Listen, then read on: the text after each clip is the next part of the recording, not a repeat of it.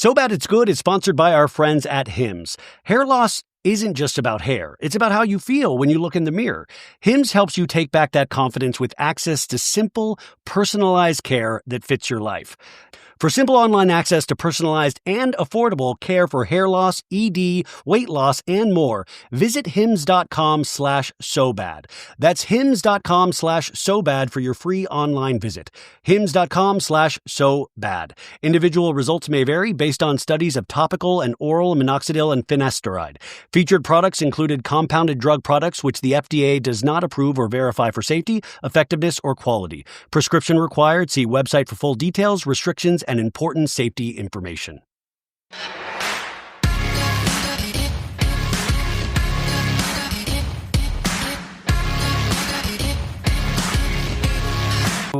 Folks, welcome back to So Bad It's Good. Opa, nobody is doing it like our guest today. If you listen to the show, you know how obsessed I am with the Real Housewives of Salt Lake City and our guest, Angie Katsanevas. She has become an integral part of this show, and now she leads the brand new Bravo show, Wife Swap Housewives Edition, where she swaps lives with a completely different family, and this was a joy to watch. Please welcome our center snowflake, Angie Katsanevas. Welcome to the show. Hi, thank you for having me. What a intro. Well, listen, I only have limited time. I could go for 20 minutes just giving you compliments, but... Well, then we'll do it again. We'll do another Okay, one. that's... Okay, this holds up in court, Angie. So you swap with a family from Challis, Idaho, Lindsay and Turner, and they live off the grid. They live off the grid. What was your biggest fear going into this experience? Well, when I pulled up, I saw a bathtub outside, and it was in the middle of nowhere, which of course I thought, okay, I've never met this man. I'm in the middle of nowhere. I see pitchforks, I see axes, I see like rakes and crazy tools. And have you ever seen The Hills Have Eyes? Yeah. I mean, it kind of felt like that. It felt like a scary movie. And the crazy thing was, it ended up being the complete opposite. So I hate to lead with that, but that was like my first impression. Like, it felt a little scary. Yeah, no, I mean, I think that would be a lot of people's reactions. You know, they don't have running water. They live completely different than your family or a lot of families. But that's what I loved about this show was that it's kind of positive, showing how much commonality we have even when we live in different situations. Yes. Yeah. Oh, absolutely. I mean, I left there bonded with them. And the only difference was that our homes looked different. But, Yeah. you know, they're wonderful family. And it was a dream that I was that was my swap. I could not have asked for a better family. Well, I mean, when you watch Lindsay with your family, what did you think of that experience? You know, Lindsay obviously has small children, and a teenager and small children, it's so different. and I'm here now, so I know. But I think, you know, Lindsay being afraid to use the water or like waste the water in the bidet. I mean, she's used to living so differently. And then, you know, my daughter has a phone to stay connected to her friends, and she's not in that phase yet.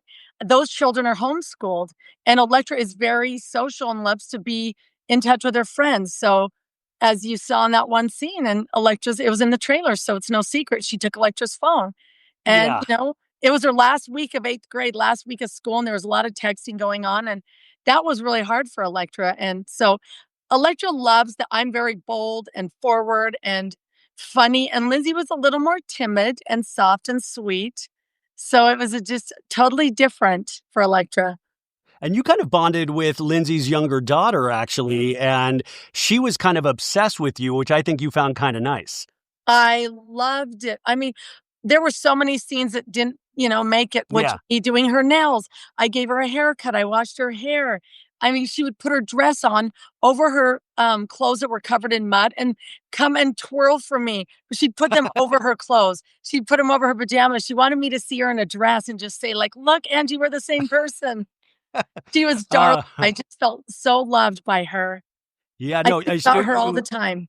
It was really, really cute. Now, Mary Cosby makes an appearance with Lindsay and your family. Did you talk to Mary Cosby after this of like how she felt about this? Because I thought, wow, you're really throwing Lindsay into the deep end with Mary Cosby there. Oh, they could not have been different. Even Electra said, oh my gosh, Mom, Electra just felt like Mary's just very direct. And Lindsay was in the middle of, I won't spoil it, but something that Mary had never seen or Electra had never seen in her life, sharing part of her lifestyle and how she prepares food. So Mary, at first, I think she thought, I want to stay in touch and make sure you're okay. But she couldn't get text through to me. So she didn't know. She just saw that there was this woman that was living off the land and then thought, what is Angie doing? And is she okay? But it had fun. It was so sweet. Electra told me she was happy to see her. And I think it was just fun to have Mary come in and check on my family and meet Lindsay. And, Yeah. it's, No, yeah, it's amazing television to watch Mary Cosby in anything, I believe. But did you have yeah. any trepidation about going into this experience? Like, you're used to doing Real Housewives of Salt Lake City, but this is like kind of branching off of that. Was there any concern about doing this show? For me, I was excited when I heard there were small children. I love an adventure. I love doing new things and trying new things. So I think I was actually excited because I thought this way the audience will get to see a different side of me that they don't see on, Housewives. So I think I was more excited than nervous.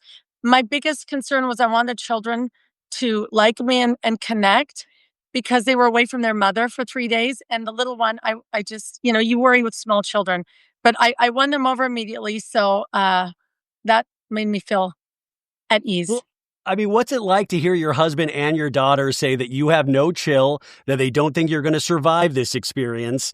That was very funny. How did you take that? Well, I mean, I really don't, and they're kind of right. Like, I like things a certain way, but the one thing that they needed to see in order for our house to look a certain way, us to keep the schedule that we keep with my daughter's lessons, us to eat home cooked food at home, um, cooked by me and Sean. In order to live the way we do, you can't really just lay in front of the TV or lay around and do nothing. Like, I have to be going from the minute I wake up to the minute I go to bed. And first of all, I need to feel productive. But second of all, that's the only way our lives will run as smoothly as they do with everything we have going on. And so I kind of thought, for me to pull away and them to see that those things aren't happening or that, someone else has to do it. It was kind of, it was a good break for me. And I, Yeah. I wanted them to see what really goes into keeping things moving the way that I do, because I am a mover, a shaker, a hustler. Like, I am, cooking dinner, cleaning up, laundry. I steam my daughter's clothes. I mean, so yeah, You do it it all. was, I mean, the only thing I missed from this show was that I wanted to see your dad, because I think your dad has become like this star in Salt Lake City. And you had this really moving scene in Real Housewives a couple of episodes ago where I was like, this dude's just, and by the way, he looks like he's 20 years younger than he actually is. So I was kind of shocked. Was your dad upset that he couldn't be a part of Wife Swap? so my dad did film and he came and he met Lindsay and they bonded over hunting and fishing. Lindsay sent him a fishing pole and a hat. And I watched it last night and it didn't make the cut, which Oh, I was bummed because I think my dad loves being a part of this. I think the viewers love my dad, and who wouldn't? And he lived a lifestyle very similar to Lindsay's in the village in Greece. So yeah. I thought it was, I was looking forward to seeing that part, but it didn't air. There was just too much to get in 1 hour. So I haven't broke it to him yet, but I'm sure he's going to be a little disappointed. Listen, he's less He's is a more. star. He's a star no matter what he does. Thank The you for other, saying that. oh my God, he's like That's truly, so sweet. I was recapping the episode a couple weeks ago and I just thought that was so emotional. And that's what I love, is that your show can go so crazy. Yeah. But then at the same time, it's grounded in this kind of reality, whether it be your scenes or Bronwyn's scenes, which is really fascinating to watch. The only thing we didn't see, I guess, is there a part of your life that they didn't capture that they're like, this actually is more a part of my life that you didn't see? Oh, yeah. I mean, my daughter's an equestrian. She's on a national show circuit. She trains like 6 days a week. We travel every other month. That is really what takes up a huge part of our life. We drive out to her lessons, and it's about 45 minutes away and back every day, almost every day, excuse me. So that is really one of the biggest parts of our life that wasn't shown. Um, We did get to see all of her awards in her yeah, bedroom. That yes. was kind of cool. Like, I was like, wow, she must be really good at this. She's excellent and she's very passionate about it. So it's her life, it's our life, but the time back and forth, they couldn't fit it all in. But that is a big part of what keeps me also, going and moving, and keeps our family so busy, and why they say I have no chill. But a big part of our day is spent out at the barn while she does her lessoning and trains. And so by the time we get home, it's late, and there's not enough hours in the day. So, but I've definitely taken notes, and I've tried to chill, and I have been enjoying more family time, movie nights, driving down to get a boba in our golf cart or whatnot. I mean, you're doing it all legitimately. Actually, speaking of the horse, we had the iconic episode released this week on Salt Lake City. I'm willing to buy the horse with the broken leg. I have a reality show museum, and I got to tell you, I'll buy the Angie Katsanevas Vita bottle. I mean, this you should be giving this back. I will buy this from you, Angie K. Are you kidding me? I'll mail it. You want to hear something crazy? That horse. Would you like to buy a real horse with an injured leg? Because Terrence said on June 28th. That the horse would get injured in June. We were in British Columbia. My daughter was showing. Her horse got injured on June 28th. No way. Her real horse.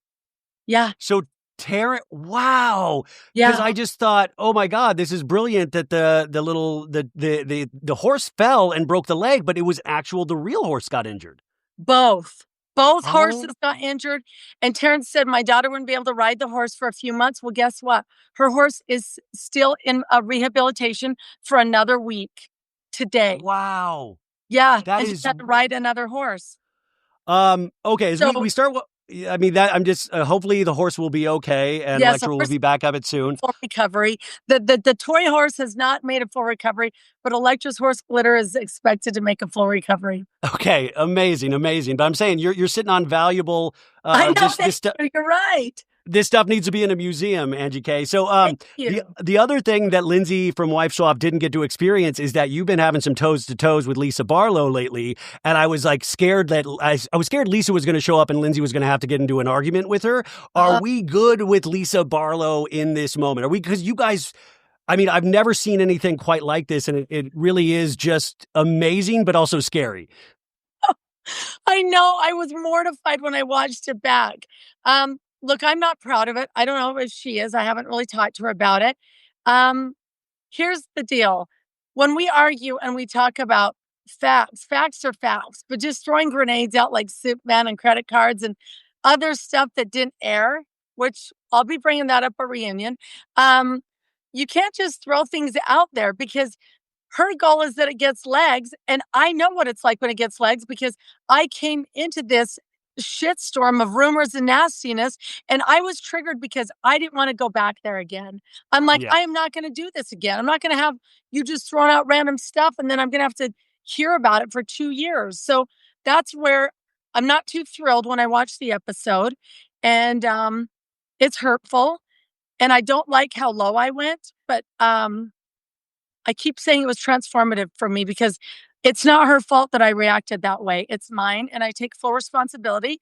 And I swore from that day that I would move forward differently. I mean, I'm going to have conflict, but my goal is to not allow her to put me in that state, because that's not who I am. But this is amazing. This is growth. This is conflict resolution, which we love to see. But I will say, I am always shocked. You especially can come up with lines off the cuff where I'm like, did she write this ahead of time? Like, it is I mean, have you always been this way? Were you able to? When I was young, my friends are like, "You're so witty." Do you know I didn't even know what witty meant? I would hear the word, and I was like, "What does that mean?" And we didn't have Google back then. But in school, I had 2 years. I got voted the funniest for 2 years. But I've always had funny one-liners since I was little, and my whole family's like that. So I think that it comes natural, and they just come out. You love them or you hate them. I mean, I don't know.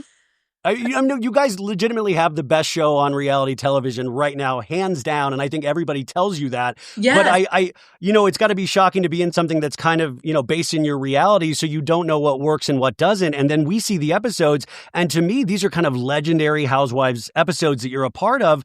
Speaking of that, I've led an online campaign for McDonald's to sponsor you after Wendy's came after you in a tweet. And I said, McDonald's, you have 24 hours to respond to get Angie Katsanevas. Have you heard from McDonald's? Because we need to make this right. I have heard from 2 other fast food chains, but I'm still waiting for McDonald's to call me. So McDonald's, pick up the phone because, you saw that I learned a new word last week. Angie ratioed Wendy's, and I didn't know what that meant, because I'm not Ratioed, yeah. I ratioed Wendy's. So, I mean, look, this little 5'3", this little shorty over here, Yeah, power and influence. So McDonald's when, call me. I actually love McDonald's French fries. so when Lisa said sit down, Shorty, I was like, what is happening right now? It really, nobody's doing it like you guys, like I said. The other thing is, I would be remiss if I didn't ask you, who is Soup Man? Have we figured out who Soup Man is yet? I still don't know who's Soup Man, and that's why I was so angry. I said, she's trying to throw it out there that I'm having an affair with a guy that owns a soup kitchen. I mean, I'm laundering money through a soup kitchen. I don't know. And we never got to the bottom of it all season because I don't think there is a Soup Man. And then I think she changed it to Soup Man. I mean, I don't know what it is. It's like Santa Claus. I need Soup Man to exist. I was like, is Soup Man a recurring character for the rest of the season? We need to know. Listen, I think she was swimming in her own poop soup that day. And so it just it was subconscious and it came out. And yeah. Okay, well. Hey, it's given some laughs in the internet. So. Finally, can you tease anything about the rest of this season? Wife Swap, you're only in 1 episode, but we still have a full season of Salt Lake. Is there anything that you can tease? Because 5 episodes in, it's phenomenal.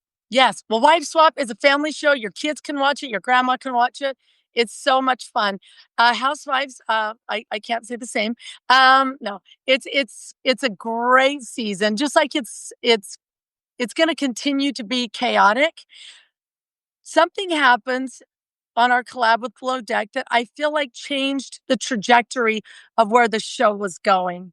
It's like, what was that movie, Sliding Doors? Like we were going through this door and then something happens and now we went through this door. It was unexpected. It changed the entire season. Alliances and friendships changed and some maybe forever. I don't know. It's going to be interesting to see how we come back from some craziness that happened Angie, on Below Deck. I'm telling you, my audience, you're going to love this. This is a great 1-2 punch on Tuesday. You watch your Salt Lake City, and then you go to this really beautiful show called Wife Swap. Angie K, I will see you at BravoCon. I'm going to hold you to my reality show museum. Nobody's doing it like you guys, and I'm really proud of you because I remember how you came onto the show, and now you are center snowflake, and I think that I always say to the audience, never give up. Like you came to kind of this prominence on this show, and you've really done it beautifully. So I can't wait to watch the rest of the season and what is in store for you, because I know we go to Greece as well. So I'm so excited. I mean, the underdog, and now we're going to Greece to see my family. So it's amazing, and I love being an underdog. And listen, I think coming onto this show the way I did was such a beautiful transformation versus starting with everyone. So I went through hell, but we're all going through hell on this show, ups and downs. So thank you for saying that. And I will see you again, and I will send something for your museum. Oh my God, Angie K, you are a legend. Hopefully I'll talk to you again one day, but congrats on all the success. Thank you, Ryan. Good to see you. So Bad It's Good is sponsored by our friends at Hims. Hair loss isn't just about hair. It's about how you feel when you look in the mirror. Hims helps you take back that confidence with access to simple, personalized care that fits your life. Now I'm looking in the mirror. I'm starting to get a receding hairline. I'm seeing the hair and I'm not loving it sometimes. And that's where Hims comes into play, because Hims offers convenient access to a range of prescription hair loss treatments with ingredients that work, including chews, oral medications, serums, and sprays. Doctor-trusted, clinically proven ingredients like finasteride and minoxidil can stop further hair loss and regrow hair in as little as 3 to 6 months. You shouldn't have to go out of your way to feel like yourself. Hims brings expert care straight to you with 100% online access to personalized treatment plans that put your goals first. There's no hidden fees, No surprise costs, just real personalized care on your schedule. Think of Hims as your digital front door that gets you back to your old self with simple 100% online access to trusted treatments for real health concerns all in one place. For simple online access to personalized and affordable care for hair loss, ED, weight loss, and more, visit hims.com/sobad. That's hims.com/sobad for your free online visit. hims.com/sobad. Individual results may vary based on studies of topical and oral minoxidil and finasteride. Featured products included compounded drug products which the FDA does not approve or verify for safety, effectiveness, or quality. Prescription required. See website for full details, restrictions, and important safety information. Okay, folks, that was Angie Katsanevas. I hope you enjoyed that. Man, that was so exciting for me. Like I said, I get like a kid in a candy store for that kind of stuff, man. I fully geek out. I revert back to childhood. So I hope you enjoyed it as much as I did, and hopefully we'll get to have a longer conversation here in the near future. So let's get into some news before we talk about Real Housewives of Potomac. So today we had the announcement. I don't know if TMZ was the first to break this news, but was that Mercedes Javid files for divorce after 7 years with her husband, Tommy. And she is wanting primary custody of their 6-year-old Shams. This is obviously heartbreaking news when anybody gets separated or breaks up, or especially divorced, and when they have children. It is very, very heartbreaking. I do know MJ in real life. I'm very sad for all parties involved, and I hope this is the best for everybody involved. Now, MJ filed these documents in Los Angeles Friday night. She lists the date of separation as last Friday, October 17th, and then immediately filed the next week. So the boilerplate on these divorce documents, irreconcilable differences. That's what she put as the reason for the split. And she's asking to block the court's ability to award spousal support to herself or her estranged husband. Now, they were married in 2018. We saw this relationship take bloom on Shahs of Sunset. And remember, Shahs of Sunset has been rebooted. It is called The Valley Persian Style. And we will have more news about when it premieres, because I believe the premiere date is potentially getting bumped up. And we'll find out, I think, more about that at BravoCon. So they filmed this season. It finished filming months ago. So I'm not sure exactly what will be covered in terms of their relationship. They also have a podcast, a long-running podcast called Till the Dirt. I was on an episode.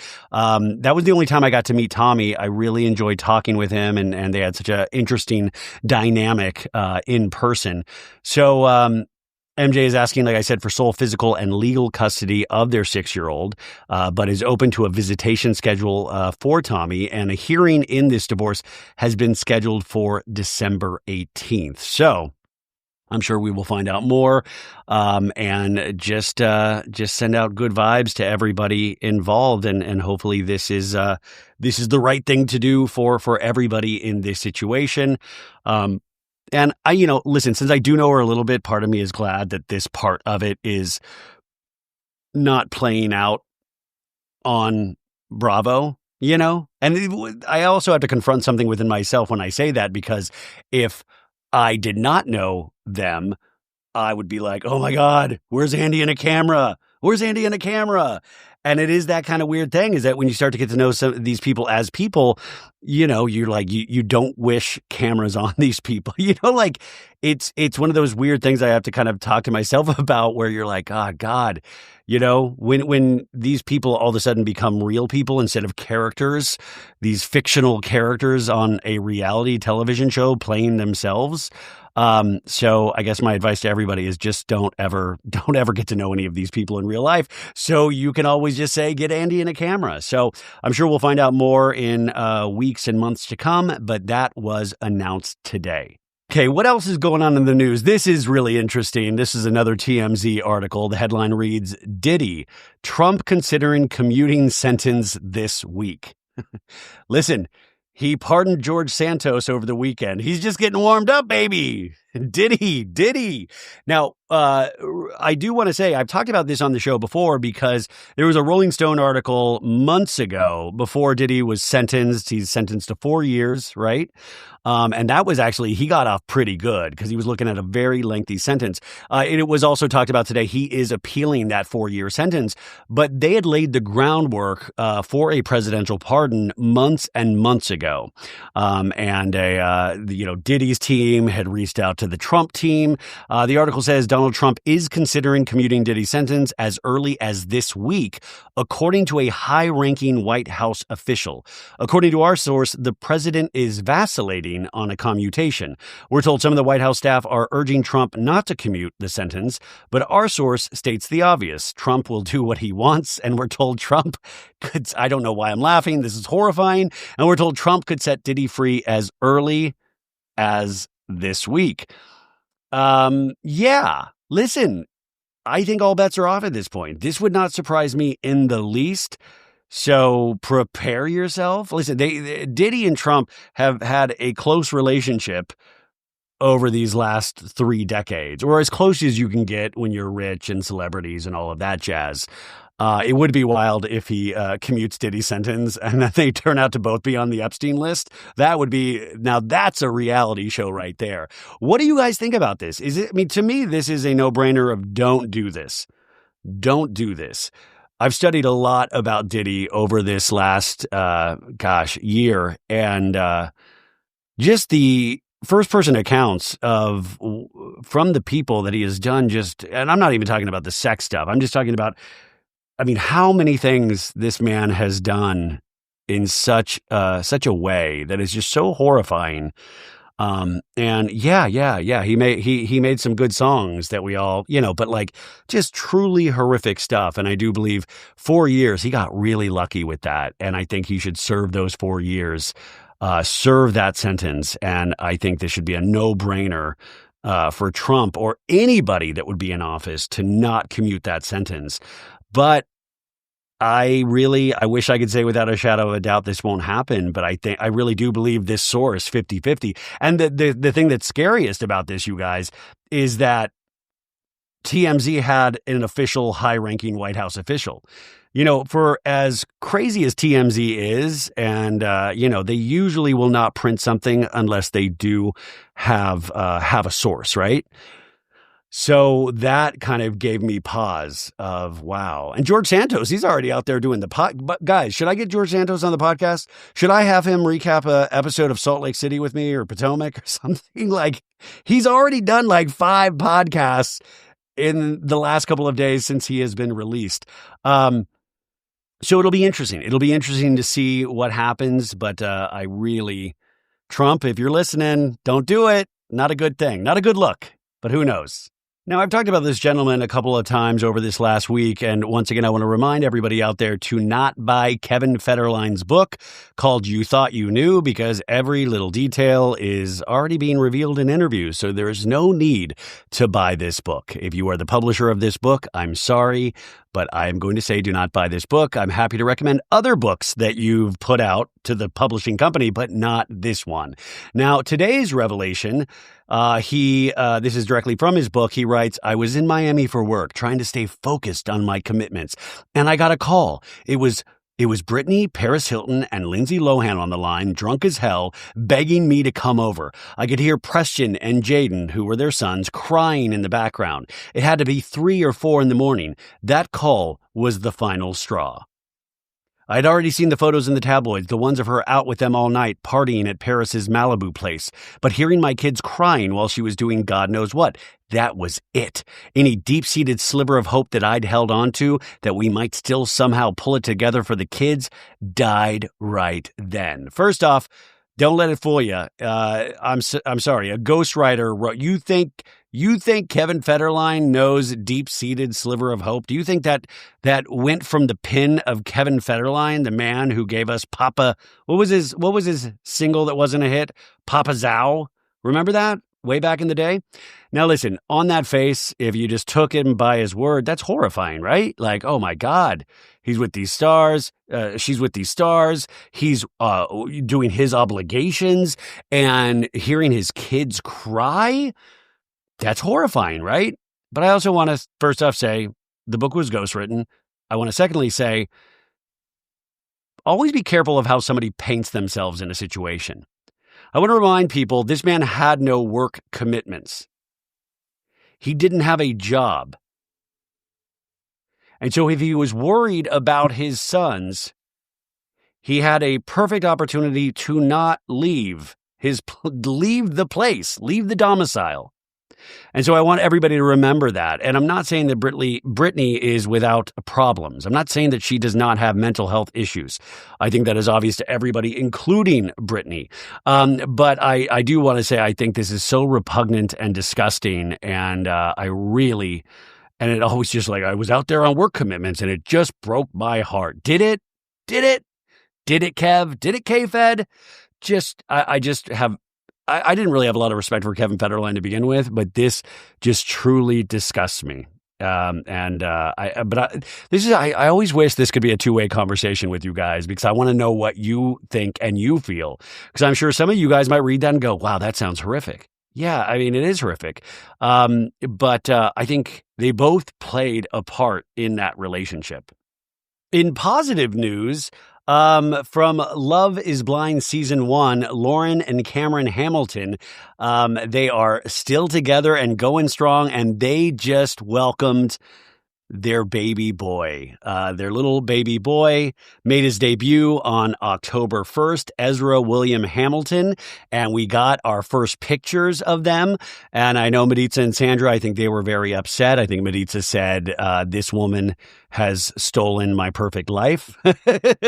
Lauren, by the way, was on So Bad It's Good a couple of years ago, and we just had the best conversation. And I should reach out. Well, I should reach out to her now in the first weeks of giving birth to come back on the show. But we had this great conversation about manifesting, and I just loved her whole vibe and the fact that they are still together and they look so in love. And I remember her telling me a story about taking her husband to see Usher in Vegas. And I think he was like, was it he? I think he was like the world's biggest Usher fan, or maybe I'm trying to remember the conversation. I probably just mangled it. 6 years of doing this, folks, it'll do it to the brain. But I thought this really kind of warmed my heart. I thought this was very, very beautiful. So moving on, let's go to another creepy bad story. Aaron Pfeiffer's Denise Richards' soon-to-be ex-husband, he's already doing the rounds, and TMZ is a part of this as well. This article says Aaron Pfeiffer was shocked as he was arrested Friday for alleged domestic violence against Denise Richards because he says the last time he spoke to cops, he was reporting her for similar allegations. Michael Finley, Aaron's lawyer, tells TMZ Aaron wasn't interviewed by authorities prior to having cuffs slapped on him on a felony arrest warrant connected to allegations Denise leveled from 2022. Yo, bro, if you hit somebody in 2022 and if you hit a woman and you're a man, I don't care what year it is. TMZ broke the story. Aaron was arrested at the courthouse during a restraining order hearing with Denise and subsequently charged with 2 felony counts of injuring a spouse and 2 felony counts of dissuading a witness by force or threat. This was previously reported that Aaron filed a report against Denise as well with the LA County Sheriff's Department over the summer for alleged vandalism, theft, and assault related to the July 4th fight after filing for divorce. We're told they never reached out about Denise's allegations. TMZ is told, but they don't say who they're told by. Finley finds the Friday situation outrageous, but tells us Aaron didn't need to be interviewed before a warrant was issued if a judge determined there was probable cause. Aaron was sprung from the joint super quick, Finley tells us. People who care about him ponied up the necessary funds to satisfy the $200,000 bail, meaning he was only in custody for a few hours. We're told Aaron's in good spirits. I don't really care. Good spirits and all things considered, has a good attitude about the situation because he's vehemently denies these accusations and he's ready to fight the charges.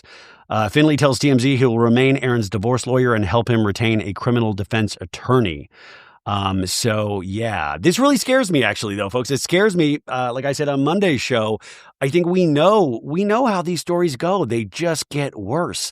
And, especially when men and their egos are involved, and especially if somebody is prone to violence, and if they think they have been one-upped by somebody, that usually revenge is sometimes on people's minds, or that's what I'm scared of, right?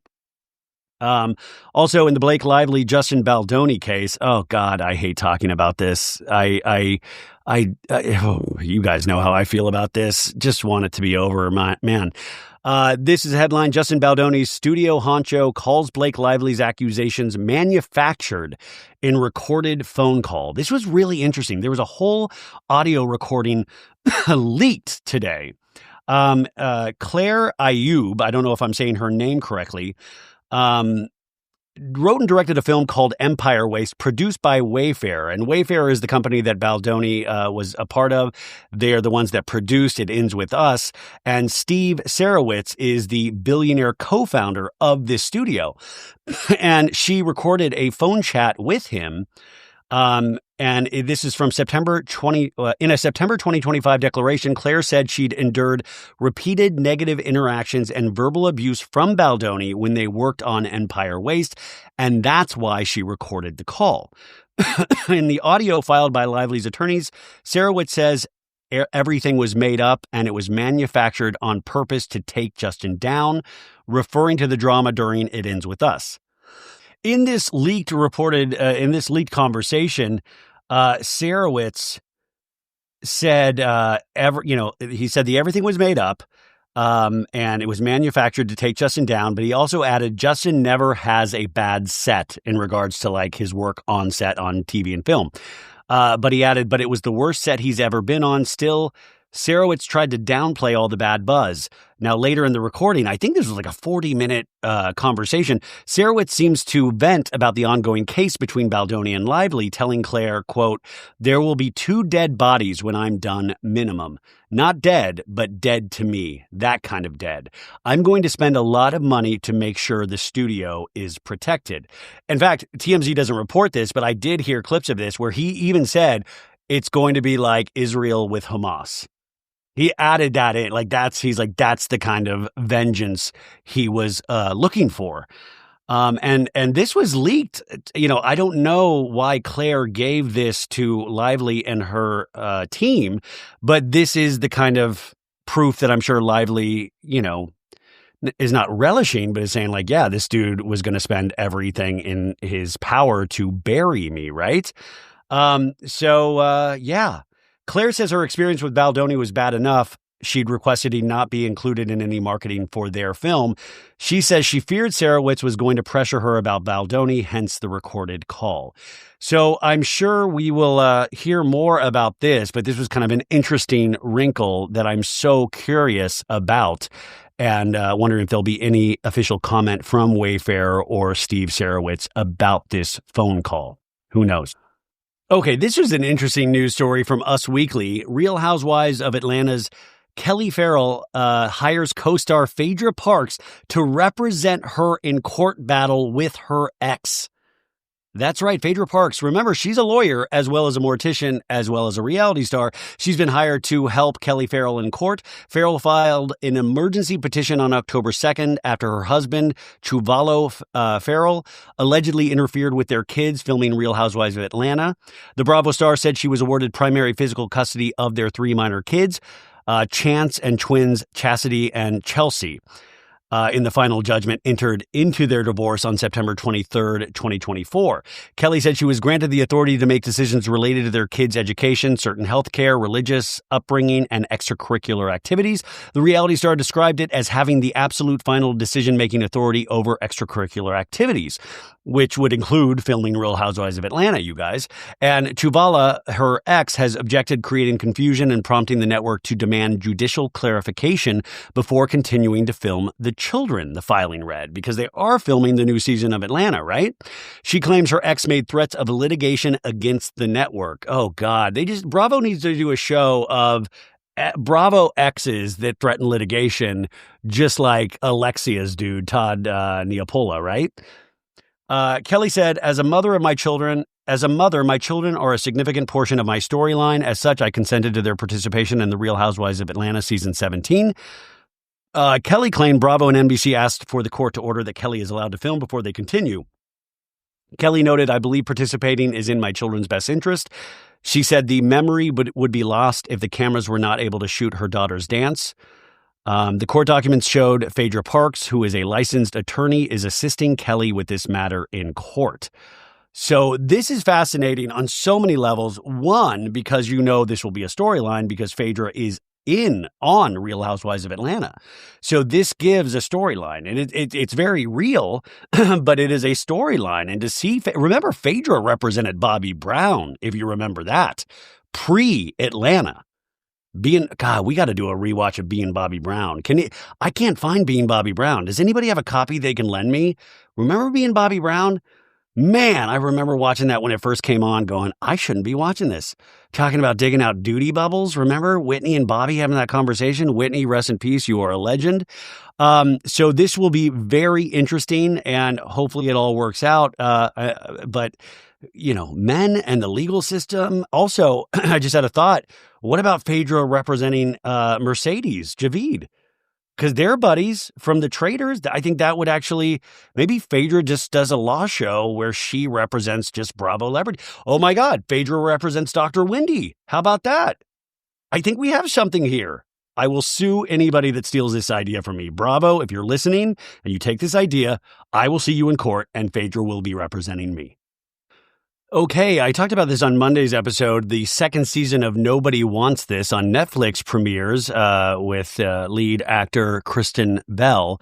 And she posted a couple of days ago, she's married to Dax Shepard, podcaster extraordinaire, and they were celebrating their 12th wedding anniversary. First off, the photo is wild because Kristen Bell is so tiny that he looks like he's like hugging a kid because you can't see her face. So it looks like he's like hugging a little daughter, but it's Kristen Bell. And Dax Shepard here looks like Ronnie the limo driver. If anybody listens to Stern, you'll get that reference. So that's the visual. And then her caption read, "Happy 12th wedding anniversary to the man who once said to me, I would never kill you. A lot of men have killed their wives at a certain point. Even though I'm heavily incentivized to kill you, I never would." And then she put a heart emoji. And some people were a little up in arms about this. Like, this is not funny. And I'm like, dude, they're like the funny couple. Like, even if you don't think it's funny, they think it's funny. They think they're doing a little joke. This is not anything. We have better things to be upset about. This is just them thinking they're being funny on social media. But I do find it funny because I can do it too. I do it too. Like, we can just get mad about anything. People are like, this isn't funny, that you do not joke about this kind of stuff. It's like, yeah, you shouldn't joke about this stuff, but these are two people that think they're like funny comedians. And so, not all jokes land, but I don't know. Did you guys see this? I thought it was just a non-issue, but I kept seeing it in posts and stuff or people being outraged. I'm like, oh my God, we have so many other things to be outraged about right now. I had wanted to do this story on Monday, but get into it right now. I'd mentioned that Jennifer Lopez, she recently did an interview with Howard Stern, and they were talking about her love life, right? And Stern asked her, do you think you've truly been loved? And she paused and she responded, no. And then she switched it to yes. And she was considering if she had really experienced loving someone. And she said, what I learned is it's not that I'm not lovable, it's that they're not capable. And I thought it was a beautiful sentiment. But then I also thought, dude, like, if you were one of the people that watched the J-Lo Amazon documentary last year, remember, with the greatest love story never told with Ben Affleck, and remember, like, one of the craziest scenes in that movie was that she's recording this album and she's in like her home studio, and Ben Affleck had made her this huge scrapbook of every love letter and email correspondence and poem that they had, that he had given her, and he beautifully bound this whole thing. It's a very private thing, right? And she would just be telling these music producers, yeah, open it up, see if there's any inspiration in there. I'm like, say what? What? And so I get her point here. But I also think that sometimes, what is it, Bonnie Raitt? Like sometimes love, sometimes just love ain't enough. Love ain't enough sometimes, right?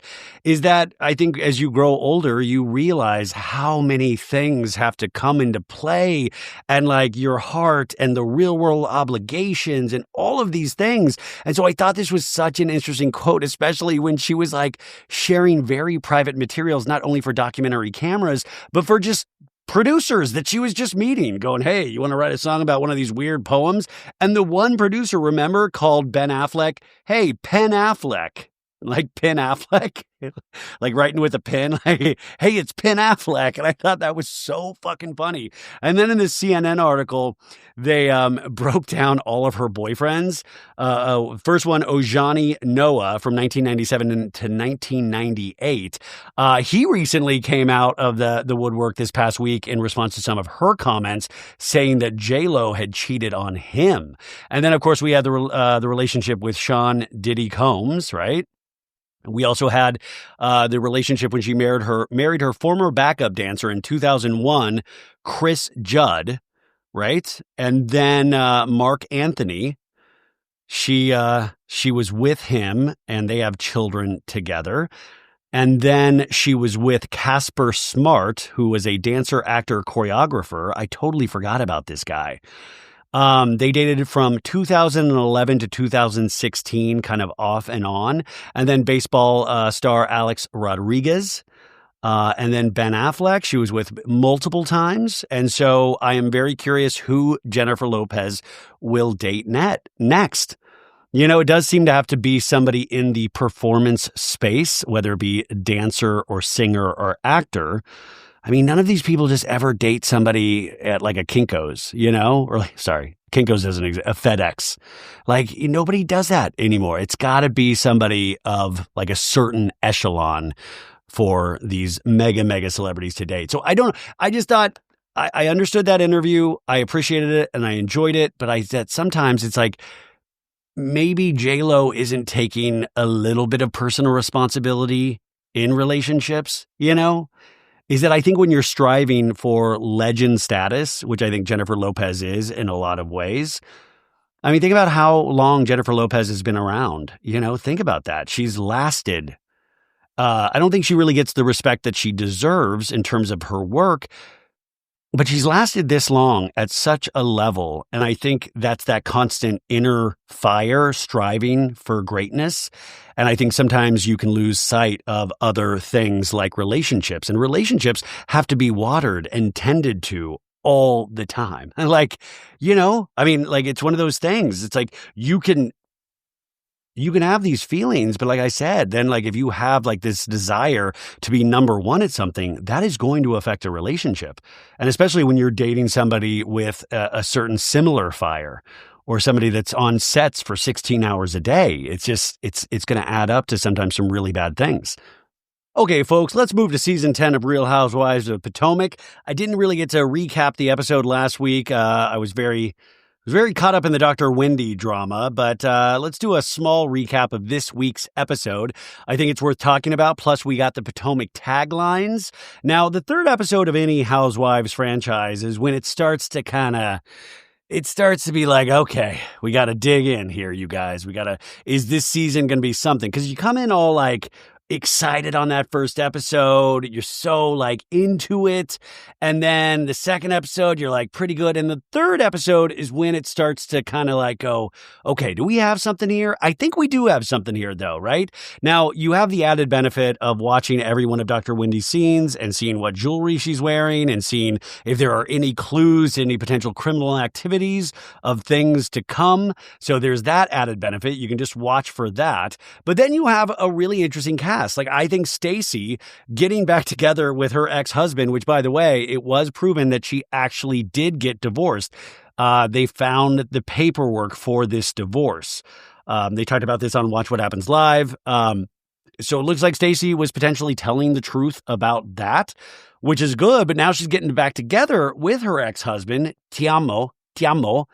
But Stacey's wild, man. And then you have like OGs. You have Ashley and Giselle that, right now they're in the driver's seat, but they got to be careful. When you get too cocky, that's when you lose control, right? And like I say, pretty much every time I talk about Giselle, what a strong, powerful, beautiful woman that does not know how to dress and has no style sense at all. And like I always say, that's coming from me. So that really has to mean something. Checked. Did you get chin checked? Did you get chin checked? Did you get chin checked? And the description that Peacock gives us says, Wendy and Kay try to find common ground. So remember, she's all butthurt about Dr. Wendy, and she thinks Dr. Wendy, doesn't like hang out with her or acknowledge her at events. And Kay is really hot and bothered by this. And so she's trying to find common ground. And then it says, Stacey discovers a secret Giselle has been hiding. And I was like, oh my God, does Giselle actually have a wardrobe that matches somewhere in like a hidden closet? Is that the secret, that she actually does have clothes that match? Sensible clothes? Was that the secret? It is not the secret, you guys. So that is the description that they give us. We start, as always, with these shows with scenes from previous episodes, the previous 2 episodes of Potomac. And we obviously had the Stacey, remember, went over to Dr. Wendy's house. And Stacey was like, I wanted to talk to you. A lot has happened. And Wendy's like, you engaged? And she's like, I'm back with my husband. And Wendy was like, what? Say zoinks, what? And on the first episode, we met her husband and they, cheers at a restaurant. Cheers to new beginnings. To new beginnings. And then Kay talks about a new cast member, Angel. She says, me and Angel have been friends for a very long time. And when they were driving to Ashley's divorce party, she was telling Angel, hey, things that I need to address because I haven't seen Wendy. I just hope that she receives it well, honestly, because I got to talk to her. And then at that party, she said, Wendy, you have this thing that you do in our friendship that's phony. And Wendy's like, I feel like you're reading into a lot of things. And then we had a conversation with all the ladies last episodes where Angel was trying to kind of, try to figure it out, trying to figure out the situation. And she was asking Wendy, did you ask her how her kid was doing? Oh, no, sorry. No. She was asking her friend Kay, did you ask her how her kid was doing? And Kay was like, yo, is this what you're going to do? Well, I'm just going to say, okay, then. And then Giselle saying Angel was defending Wendy. And Kay says, yeah, we had to do a little chin checking on that. A little chin checking. And Giselle was like, what? A chin check? And then Giselle in the scene goes, she told me you got chin checked. She told me you got chin checked. And Kay's like, cut your shit. And Angel's like, I do not believe that she would ever use that term because it's very aggressive. I didn't even know what chin checked was, but chin check is like a little tap on the chin, you guys. It is aggressive. I thought a chin check eventually was just when you like raise your chin up, like when you're like saying a tough hello to somebody and you raise your like, hey, what's up? Chin up, but chin check. And so I think Kay was like, I brought my friend Angel on the show, and then Angel's trying to like be cool with Wendy, the person that I think is against me. And then, of course, from the first episode, the iconic scene where Ashley Darby is telling Stacey, you lie! And Stacey's like, you are the devil. You are the devil. And just to remind everybody, Ashley says, Stacey was with old boy TJ. And then here we are, 3 months have passed. You have magically gotten back together with your ex-husband. And so they wanted to see divorce papers. And then last episode, Stacey was like, here, take a look, and handed the phone. Like, here's the papers. And Giselle's like, there's no seal on these papers. It's not official. Okay. So then we get our taglines for the season. Giselle's is, when the nest is empty, it's time for naked, grown, and sexy. No, it's time for the police to visit you because you shouldn't be running around that house naked, Giselle. You shouldn't be doing that. It's not time to be naked, grown, and sexy.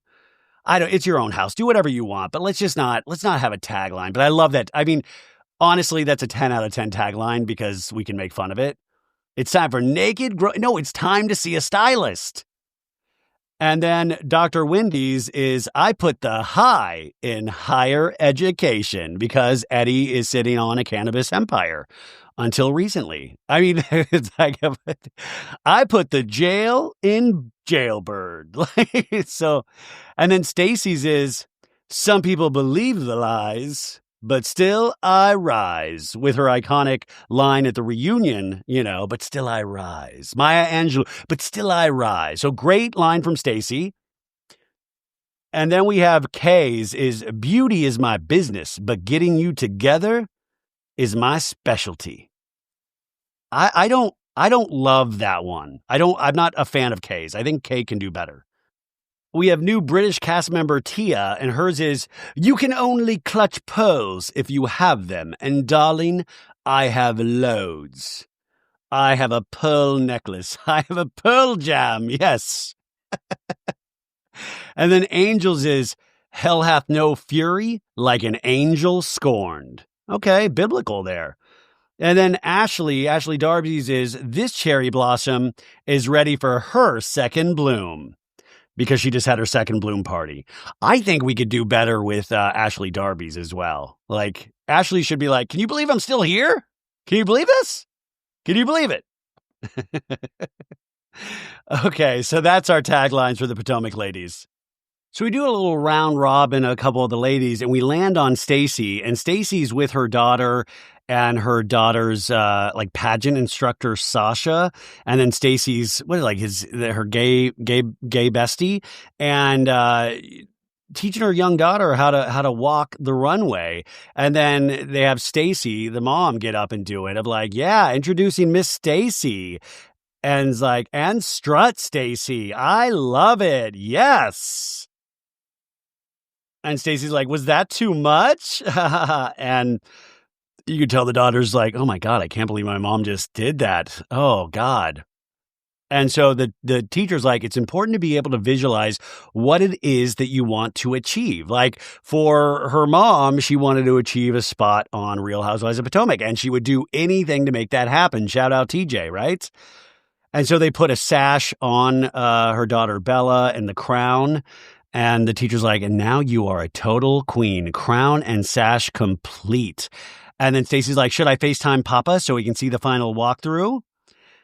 And Stacy in a talking head says, Timo and I haven't told Bella that we are trying to work things out. Dude, if I know Bella, she knows. Do you think they called her Bella because of Twilight? Like, there's a good chance Bella might be because of the character from Twilight. Anyways, Timo gets on the phone. He's like, hi, princess. Hi, princess. Stacey says, my daughter's extremely smart, so I think that Bella knows, like I said, that things are clearly not final. Bella can feel the passion, right? And so Timo is FaceTimed while Bella is walking. Introducing Arabella. Oh my gosh, I could never do this in front of the cameras. Stacey's like, what do you do when you get a divorce? And like months later, you're back together. Do you cancel out the divorce? Do we get married again? I mean, you don't put it on camera, do you? That would be crazy. But I guess we're just the crazy type, right? There are so many decisions that have to be made, Stacey says. So it's just not the right time to tell Bella. I'll let this talking head do it for her. So then Arabella, she's like, hi, I'm Arabella Rush, and I'm Miss Third Grade. And she's doing great. She's doing good. Good for Arabella, man. I would love to see the therapy sessions later in life. So then we have a scene with Dr. Wendy and Kay, and like Kay's sitting like over the water, like on a bench, and like Wendy like walks up to her and is like, what's shaking, bacon? But I'm like, is this like, are we passing off like, is this espionage? Why are you like at a hidden bench by the water? Like, it is so weird. And Kay's like, Wendy, let me start by saying this. Bringing it here today outside of a party setting for us to have a conversation might be a better way for us to discuss the issues that I feel that we're having. I would feel that you're in the mafia potentially, and you're going to throw her in the water. In a talking head, by the way, Kay's talking head look is gorgeous. She looks like a fembot from Austin Powers. She says, I feel that Wendy wanted to be TV friends. Off camera, it felt a little phony. It didn't feel like a genuine relationship between us. Yes. I mean, I think kind of Kay nails it on the head. And I think a lot of housewives don't talk enough about this is that, yeah, a lot of these have become TV friendships. And that does not, they are co-workers. And that, I think some people are like, well, I'm here for friendship on top of the attention. And other people are just here for the attention. Kay says, it's like your behavior is consistent with someone who I don't feel like ever has liked me. Kay says to Dr. Wendy, it don't have shit to do with this. But are you doing Preakness? Preakness is the horse racing big competition. And Kay's like, I plan on hosting for the Black Eyed Susan as well. Either we could come together here or we could have two separate events because I did do the legwork of trying to get this to be an event. And Dr. Wendy hops in. No, I did the legwork. And First Lady Dawn Moore, her team, reached out to me. I guess these are all names involved with the Preakness, you guys. And so Kay's like, okay, fine. So you can host, and Wendy's like, I don't get what the issue is. Wendy in a talking head says, I am so excited to host the ladies at Preakness. It is one of the races that's part of the Triple Crown. It is a staple in the Maryland community. And we see past episodes where the Potomac Housewives have been at the Preakness. Dr. Wendy says, and let's be very clear, First Lady of Maryland, yeah, she asked me. Kay goes, oh, it's my event. I'm invited by the First Lady. She's imitating Dr. Wendy. And Kay's like, okay, you got it. Kay's like, okay. In the scene, she goes, let's move on from this. I want us to have a real conversation. When we were at Ashley's second Bloom Ball, you were very condescending. And we flash back to that conversation from the first episode, right? And Wendy's like, yo, I'm telling you how I feel. I want you to know that I saw red flags in you as a friend, Kay. And I was just trying to navigate it because I was trying to learn you better. But for me, I was like, dang, she doesn't call me. The person who has always had her back in the group, on my birthday last year, it was Ashley Darby who said that you got your business from drug dealer money. And then we flash back to last season when Ashley talked about the rumor that Kay got her money from a drug dealer that she dated. Wendy points out to her in this scene, I was the only one in that group that chased after you and said, you know what? It's okay. Don't worry about these women. And we flash back to Wendy hugging Kay last season. And Wendy says, that's the friend I have been to you. And Kay goes, you were there, right, Wendy? But here's what you did. You show up whenever there's a moment when you have to align and look like a friend. But then privately, I expected more from my friendship. And Wendy gives her like a, say what? Wendy goes, I have rode for you blindly, which, by the way, I know Kay's not riding blindly for Dr. Wendy in her current situation if you watch What Happens Live after this episode on Sunday night. So Kay goes, same. I ride blindly for you. Same. You know what, Wendy? When I feel that comes to a point in a friendship, we can't connect on it. I don't like it, and it makes me uncomfortable. Because I feel like I can't show up and be my authentic self with a person that I seem to be my friend. And when I sat across from you at the event to watch you just be so, so unbothered. I'm watching you sitting here locked in with Giselle. You don't even fucking like her, she screams. And Wendy goes, because it was her conversation. You don't fucking like her, Wendy says to Kay. So they're both talking about how they both don't fucking like Giselle. And Kay goes, no, actually, I do like her. And Wendy's like, no, you don't like her. And then Wendy's like, wait, I take a breath. Kay's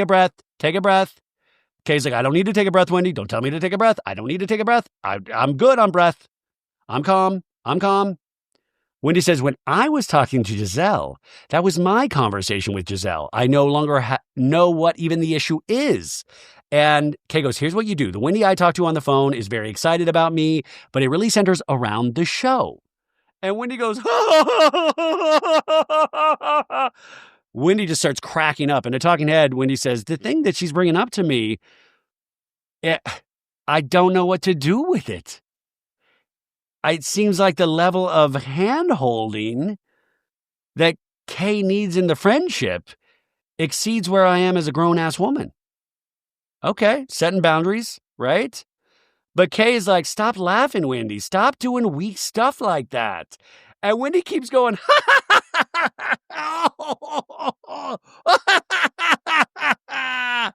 and then Kay's like, goodbye. And she's raggedy. Goodbye. In a talking head, Kay says, that's all the confirmation I needed. The fake laugh, they like, I'm not really hearing you. To me, it was just like a deflection. But it just confirmed what I was feeling in her phony behavior. This is what it is. This is what it is. I think I'm clear where we stand. It's like we're not friends, but we're not enemies. And Kay's standing up now and going, Wendy, I'm done with you and your bullshit. And Wendy just keeps laughing, going, why? Girl, you full of shit. And then Wendy flips her the bird. Wendy flips her the bird. And Kay flips it back and goes, yeah, we straight like that, and walks off.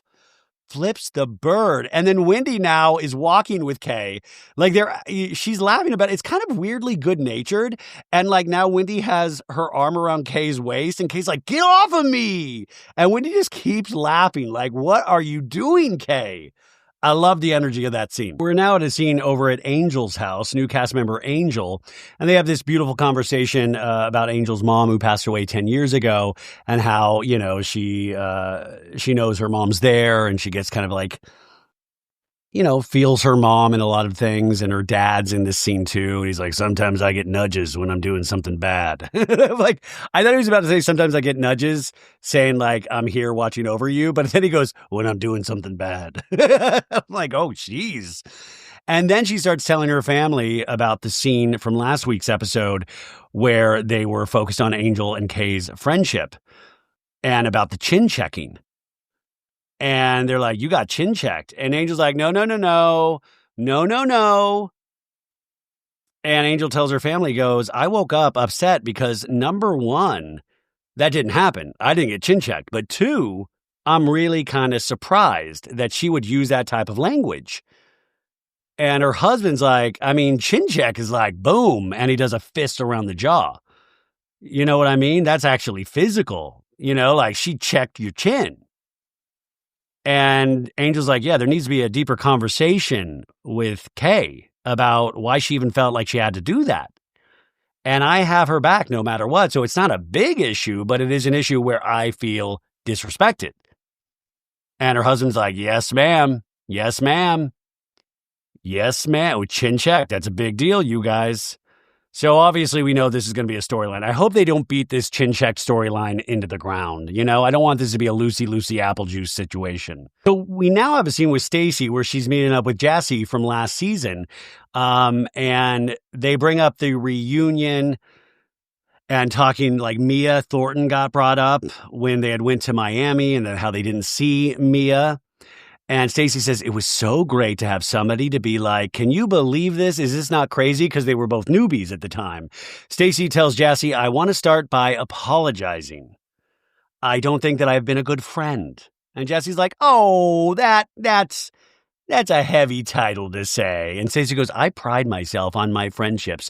The support that I give and get when I love someone, and I love you, Jassy, but I have had a lot going on. And Jassy says, well, the last time I talked to you, you were baking schnitzel for your ex-husband.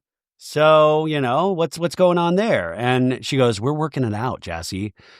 And I am so happy. I am so happy. And Jassy's like, good for you, Jassy. No, good for you, Stacey. And so Jassy's getting married. We see the ring. They start talking about the dresses. You know, what are you going to wear for the wedding? And so she's going to put on a performance at the wedding, Jassy says. She's going to entertain.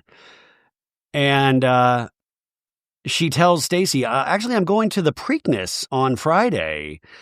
And Stacey's like, we're going to the Preakness. We're going to the Preakness. We need to hook up while we're there. You can say hi to the ladies, you know? And Stacey in a talking head says, Kay sent an invitation to the group that she was having like a pre-party for the Preakness before, you know, at her home. And Wendy had also mentioned that this was something that she was involved in. So at this point, I'm putting on a dress and I'm gonna put on a little chapeau, a little hat, a little fascinator.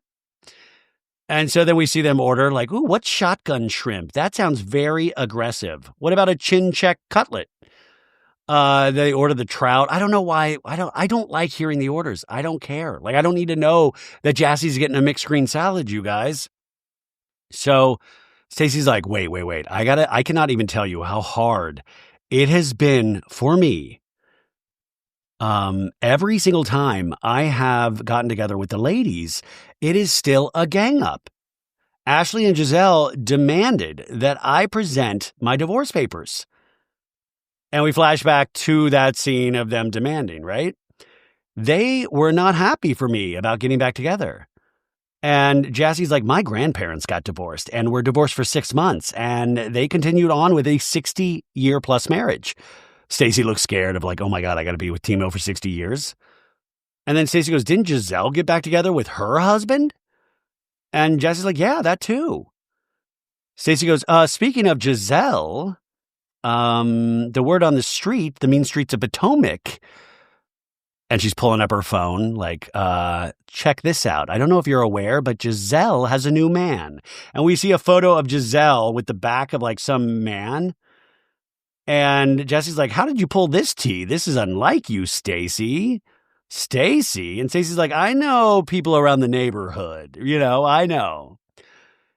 Stacy in the talking head says, it is beyond me that Giselle calls me a liar and says that I'm a phony and a fake when she's the one faking it all along. Two things can be true at once, guys. Stacy goes, why are the standards with me so different than everybody else? She tells Jassy he's a retired NFL player, 50 years old. And she asks Jassy, does your guy Darius know him, a football player? And Stacy goes, well, she's worrying about my man. We need to find about her man. I will say there are different standards for housewives. Kyle Richards is this way as well. When they get to a certain point, 10 seasons in for Giselle, you do not have to share your relationships. You get a little too comfy. So I do agree. But Stacy, I'm sorry, you're new. We got to know everything, right? And then Jesse's like, Giselle, keeping it right, keeping it tight. Yeah. We cut to commercial. We have a scene with Tia, new cast member, and her family and her husband talking about how they have different parenting styles. And then we go to a scene with Giselle and Tia and new cast member Angel. And they are going shopping, which I'm always worried about, obviously, with Giselle. And they were kind of saying that Tia wasn't very stylish in her yoga gear from last week's episode. And Tia's like, not that you're telling me anything about style, Giselle. I'm just saying. And then the editors do a troll where they put up like 10 different boxes of all of the insane outfits that Giselle has worn over the years. And Giselle's like, you did email me years ago. This was years ago. In a talking head, Tia says, before I was in global real estate, I was in LA doing celebrity product placement. And when I moved here, there was a lot of talk about Giselle being an awful dresser. She's not a fantastic dresser, but for shits and giggles, I was like, oh, well, I'm going to DM her and just say, babe, I can help you.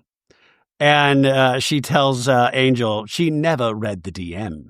She never read the DM. Don't slide into Giselle's DMs. She's not going to read it. And then Dr. Wendy comes in. So we got this little shopping store, this little clothing store is just packed with Potomac housewives, right? And Dr. Wendy is dressed to the nines, man. Giselle says, hey, ladies, the group has been together and we haven't been having fun. And everybody's like, yeah, we have not been having fun. We got to have some fun, right? Giselle says, a little bowl, and you making sound with the bowl, because we did like sorry.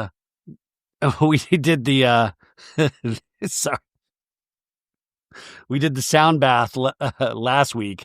And Giselle says, take the bowls and throw them in the trash. And Angel says, I need to know the definition of fun with y'all, right? And Giselle says, I have decided I am Captain Save the Hose. We're going to go to Nevis, which is an island in the Caribbean. Okay, so we got our first Housewives trip. And we're going to be at the Four Seasons, which Rebecca, when she watched this scene, she's like, I like the Four Seasons. Giselle says, the last time when we went to New Orleans, I hosted, and that was one of the best trips we ever had. And we flash back to 2018 with them strutting down the street with like the horn section. And Giselle says, y'all never let me host it again, but somebody's in jail. And so there's no one left but for me to host. A little Karen shot right there, little Karen Huger shot. Angel says, well, I'm going to need you ladies to hold me down because I've never been away from my kids, right? I have never. This will be the first time.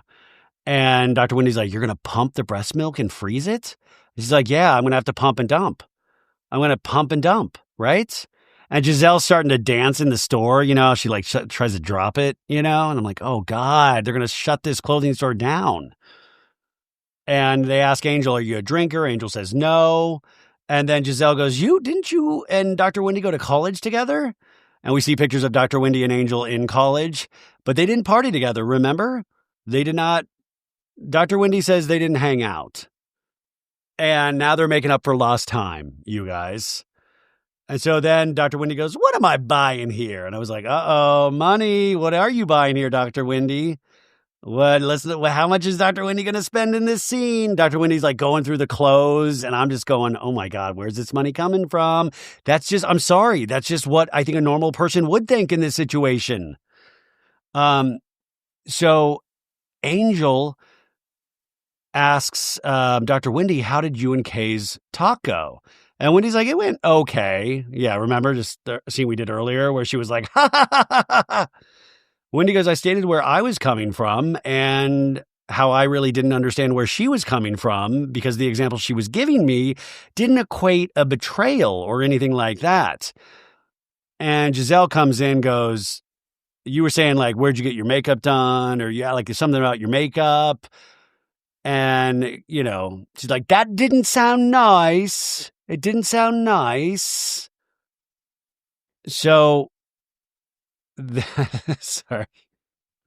So the ladies want to make sure that Dr. Wendy and Kay aren't going to have a situation at Preakness, right? And Wendy's like, I'm not going to have a situation, but, you know, if we do, it'll just be another mosaic in the tile of our relationship. And then Giselle's like, okay, so Angel, are you and Kay good? Because, you know, Kay, the whole chin check situation. And Angel says, well, Kay said she didn't say that. And they're like, she didn't say chin check? And Angel's like, yeah. And Wendy's like, after that event, she told you she never said that? And we flash back to last week's episode where Giselle's going, you said you chin checked her. You said chin checked. And we have that scene where Kay's saying, no, I did not say the chin check situation. So, you know, it's very confusing, you guys. And Giselle's very confused. She's like, wait. Kay doubled back? And Angel said she said that she looked back and she didn't say it. And Giselle is shocked. And so everybody's confused. And Angel says, I want to tell you all that if she said that, it's a real problem. And Giselle goes, she said it. And Angel goes, because I would not use that language to talk about how I address a friend. Giselle in the talking head goes, don't ever think that what I told you is not true. You all say enough foolishness that I don't have to actually make things up anymore. Okay? She laughs. That's a 10-season pro laugh. Angel in the talking head goes, before I got there, me and Kay spoke privately about the chin check situation. She told me that she didn't think that she said it, so I believed her. So she's my friend. I'm always going to believe her before anybody else. Angel says to the ladies, I don't even think about using words like that with my friends. She knows what happened with her. You know? It's so crazy that would be the phrase that she would use. I'm just going to put it that way. And Dr. Wendy goes, what? Oh, do you mean her getting hit in the head? And Tia's like, what? And it's silence. And then we flash back to an episode from 2023 where Kay got hit in the head. And remember the ambulance had to come? And Angel goes, yeah, when the physical violence happened to her. And Giselle goes, next time we're all together, that's the first conversation. I thought we were supposed to have fun, Giselle. You're just wanting drama. It's like you're on a reality show or something. So now we're over at Kay's new place for the pre-Preakness party, a pre-Preakness party. And Greg, her boyfriend, remember they split up, but now they're back together. He's there, and Kay's mom is there, and they're joking about like Kay's like Carrie Bradshaw, and they're like, "Oh, you're Mr. Big. Oh, you're Mr. Big over there, Greg." And I think the mom meant like you're gonna die on a Peloton one day, just like Mr. Big. Spoiler alert. Stacy's the first lady to arrive, and remember, Stacy and Kay had a little bit of beef that they called each other out about. Stacy gets into a conversation with Greg and is like, "So are you here together?" And Greg's like, "Yeah, no, we do like back and forth between, here and the other house, Stacy in a talking head says, "I'm trying to follow the story of where Greg's living versus where she's living. I thought it was common knowledge that they broke up. Why is he here?" So I guess she doesn't know that Kay's back together with with Greg. And Stacy's like giving Greg the third degree. She's like, "So this is your home with Kay, Greg?" And Greg's like, "No, Kay lives here alone, but I'm here all the time." And he's like, "Oh, okay. I love how she's concerned about somebody else's relationship. Greg, just say TJ. Just say TJ. How are you and TJ?" Okay, so then Ashley Darby gets in there. They're all wearing these fancy Preakness hats. Fabulous. And then Giselle. Giselle looks like she's got one of those, like, just like those Christmas bows on her head. Just one of those big old bows. Like, everybody's wearing cool hats, and then Giselle comes in, and Giselle looks like she has every color of the rainbow on her dress. She looks like the Potomac version of Strawberry Shortcake, right? And Kay checks out Giselle and goes, "That's festive. That is festive." In a talking head, Kay goes, "Giselle, what is this? You come in here with a two-piece and this crinkle wig? I don't know if it's the hair, the fascinator, or the outfit, but all of it was there was just zero effort put into this. You knew you were coming, and I am disappointed." Don't expect anything in the fashion sense from Giselle. So the ladies are having mimosas. Greg's passing out the mimosies. And Stacy goes, "There are some things we need to discuss." And Giselle goes, "Well, I would like us all to go to Nevis, the island, and have a fantastic Four Seasons experience." And Stacy's like, "What? Wow. Fun in the sun? Wow." And Stacy's like, "Giselle, are we going to be roommates again?" And Giselle goes, No.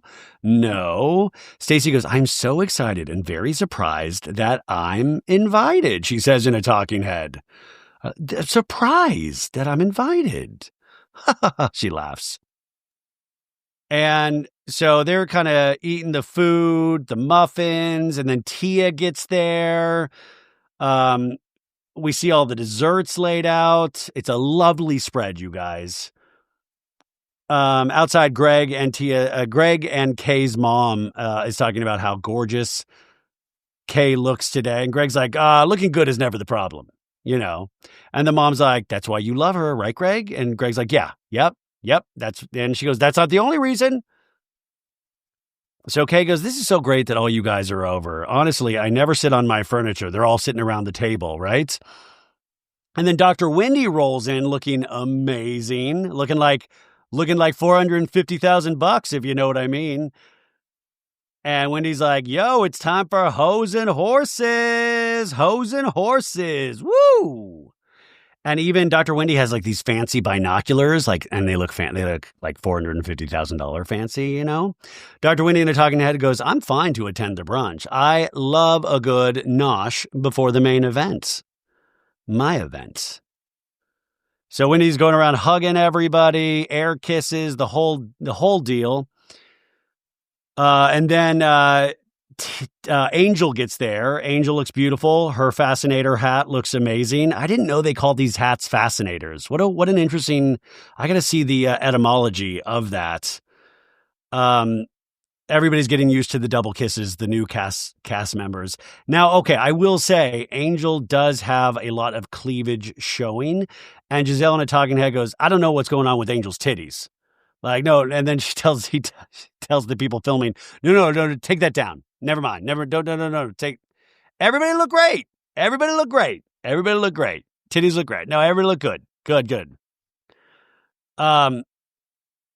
So they're having kind of this awkward, like, have you been to the Preakness before? Have you been to the Black Eyed Susan? And Giselle says, so how did we end up here? And this is your event, Wendy. And Kay goes, there's a lot of first, better, best with Wendy. And Stacey's like, what does that mean? And Kay goes, Wendy likes to be first, better, best.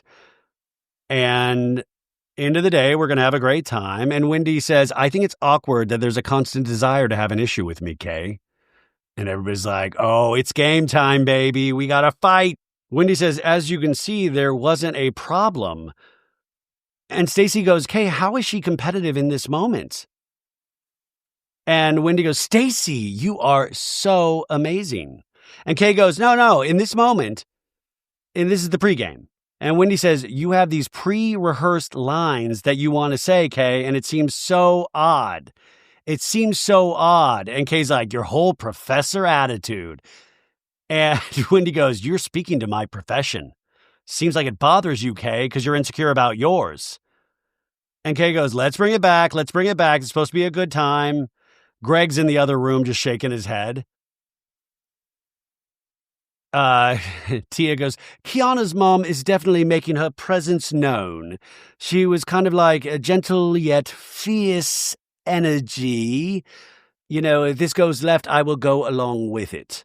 Yeah, Mama Bear in the corner, right? Giselle says, well, the thing that made me have a pause for cause is that Angel told me that when you went back and told her you did not say chin check, Kay. Okay, good. We're back to chin checking.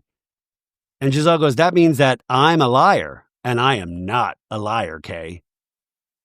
And Angel goes, right, I'm not calling you a liar, but I've known Kay for a long time. I didn't believe that she would use those words to refer to me. Because even though you guys don't think chin check is a big deal, to me, it's really aggressive. And Kay goes, you took offense to that. And Angel's like, yeah, I took offense to it deeply. And Stacey goes, it means punch you in the chin check, punch you in the chin. And they're like, yeah, it does. Yeah. And Kay goes, okay, so just so we're clear, I said it. So now she finally admits she said it. She goes, I said it. I apologize, Angel, for offending you. And Giselle's like, okay, now we're getting somewhere. I'm not a liar. And Angel's like, okay, and I apologize if you didn't feel like I had your back, Kay. Just so you know, I always have your back. Always have your back. And all the ladies are just staring. Wendy goes, the energy that you had at the store is completely different than what you have now. And then we flash back to Angel having this, let's be clear, y'all. I'm kumbaya and all good, but I don't take the chin check thing. I don't take disrespect. And Wendy's like, yo, Angel, when you were at the store, you were hurt. We don't use that term. You said, they're fighting words. I love that it's like the old cast members are trying to get the new cast members to fight. They're like, let me explain a little differently. Let me really try to keep this going. So Angel's kind of okay. And Wendy goes, you even said, given what Kay had experienced 2 years ago in this group, and Kay's like, oh, wow, she brought that up. Oh, wow. And Wendy's like, you said that, right? And Angel's like, yeah, I did. Yeah. Wendy's so messy, man. Wendy is messy. And Ashley goes, we just want to understand why you had that energy then and what transpired. In a talking head, Ashley says, it's fair for you to say I'm in a better place now. You had a minute to think about it and process it. The last time you were in front of the group, this was how you were acting. Wendy is completely right that you really need to maintain the same energy because otherwise you look fake. These are like actors giving acting notes to new actors, if that makes sense. Wendy says, you were a completely different person. Your demeanor was different. And Angel goes, absolutely, because I was hurt. I was hurt. In a talking head, Wendy goes, am I in the Twilight Zone? It's almost as if you guys had a conversation and Kay did chin check you and told you, you better not come to me with this energy or there's going to be a problem. Angel baby, blink twice. Are you okay? I see. I think Wendy's full of crap right there. I just think it's like somebody like going, this is my friend and I don't want to do this in front of everybody, right? Kay goes, Angel, here's the deal. You have the right to feel however you feel. And as your friend, I'm going to give you that. I am in good faith that I understand how this can get heightened. By the way, why is this going back on Angel? This should be all Kay. And Kay goes, but whatever that chat was that y'all had, I hope that'll be the last. And Stacey's like, ooh, yikes. Giselle in a talking head goes, if Kay didn't chin check Angel before, this, my friends, was a chin check, okay? Because Angel shut right on down. That chin said, brrr. And everybody's like, cut your shit. And Angel goes, let's talk about the energy in this room right now. Let's talk about the energy that you said. She's like, it's been 2 days. It's been 2 days. And then Kay tells Angel, do you like this lady? Do you like Dr. Wendy? And there's silence. And Angel says, today, I'm not feeling it with Dr. Wendy. Today, I'm not feeling it. And then Stacey goes, why don't you like Wendy, Angel? And Angel goes, I had a great day with her. I do not like this conversation because you're basically calling me fake, Wendy, by saying that the other day I had this energy. And then Kay goes, that is what being fake is, Angel. That is what being fake is. And I feel so bad for Angel in this scene. I do. And Angel's just so flustered. She is just getting stomped. And Wendy's like, I didn't do anything. Angel. Wendy in the talking head goes, why do you have this much energy towards me? For just making a point of clarity. But nothing towards the person who said they will chin check you. Angel says, okay, ladies, let's try to use some emotional intelligence, okay? When you find out things that hurt and shock you, you respond one way. When you sleep on it, I'm not going to have the same energy that I had when I found out. That's the end of it. And Wendy goes, the way you just flipped on me is crazy. The way you just flipped, that is like, wow. And Angel goes, well, wow to you too, Wendy. Wow to you too, Wendy. And Angel, welcome to Potomac. So Giselle's like, ladies, let's all get it out now. And then Greg goes, ladies, everybody getting along here? Glad to hear everybody getting along. All right. Go. It's time to leave. Everybody go win some money. And Greg's giving out money, like Greg's giving out cash, like just making it rain, you guys. And then in a talking head, Tia's like, the only time I noticed Greg was when he came around with a whole wad of cash. He came in right on cue. And so the ladies, like this whole conversation got broken up and now they are going downstairs, right, to the Preakness. So they get a Sprinter van picking them up. And this is a nice Sprinter van, you guys. This is no Jen Shaw Sprinter van. I love Sprinter vans. They're in the Sprinter van. They're popping bottles. They got the champagne. And Giselle goes, can I make a toast to Angel? Because you looked mad back there. And you looked upset. And Angel goes, I was not upset. I was mad, but I'm fine. I appreciate the toast, Giselle. I appreciate the toast. And Giselle goes, oh, so you were mad at Wendy? I love just Giselle keeps it going, man. Like instead of dropping, she goes, okay, so you were mad at Wendy. And Angel goes, yeah, I was mad at Wendy. I was generally also just mad, though. In a talking head, Angel goes, I'm feeling misunderstood by this group. I know who I am. I own who I am. And I am not here for anyone's validation. So Kay is speaking to Angel. I understand the frustration and sometimes building new friendships. It gets uncomfortable. And you have those first moments with people. Yeah, bless me. Oh, my God, I just sneezed. God, I'm sneezing so much lately. But Kay goes that you don't want to get to know and engage in. And sometimes it gets a little left and it gets overwhelming. I speak aggressively. I speak candidly. I speak honestly. It's from a place of love. Even Wendy, when I was speaking on you, Wendy, Kay says, I didn't come to these ladies like, ah. And Kay goes, first of all, Stacey, Because Stacey goes, what about me? And she goes, first of all, Stacey, when you came into this group, I was very excited about you, Kay says. I was telling everybody, I thought that you were great. And Stacey goes, I think it's funny that you say you were interested in trying to get to know me when you were constantly having events where you didn't invite me. Good point, Stacey. And Stacey goes, that was pretty shitty. There's silence. And Kay goes, she wasn't on my list. And Stacey goes, look at her attitude. I don't care. I don't care. You know, what is that? What, you know? And Kay's getting upset and Stacey's like, it sounds like a personal problem. And Kay's like drinking champagne and like looking at everybody. And Stacey goes, when I was in a place, wait, sorry. Kay spills a little champagne on her dress and Wendy's like, Angel, wipe it with your dress. Wipe it with your dress. That's your friend of 20 years. That's your friend of 20 years. And we flash back to Angel saying that her and Kay have been friends for 20 years. And Wendy's being insane, man. And Kay's like, fuck off, Wendy. Fuck off. And then Kay starts making fun of Stacey going, I don't speak like that because I got my QVC voice on. And we flash to Stacey doing QVC, like, are you looking for a Mother's Day present? Oh, man, this is a tight space.